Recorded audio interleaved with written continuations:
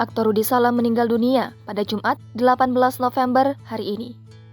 Kabar aktor Rudy Salam meninggal dunia disampaikan oleh aktor Roy Marten yang merupakan adik dari Rudy Salam di akun media sosialnya.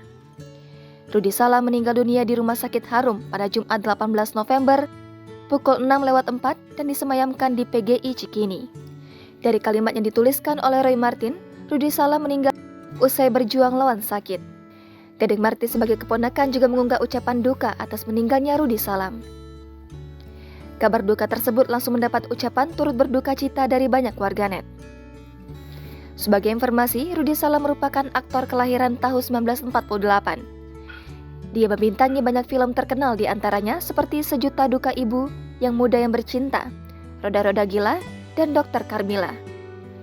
Rudy Salam juga sempat membintangi beberapa judul sinetron seperti Mukjizat Itu Nyata, Nikita, Kau Yang Berasal Dari Bintang.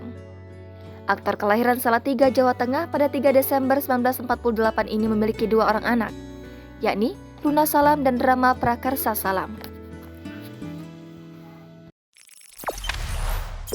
Jangan lupa subscribe, share, komen, dan like ya!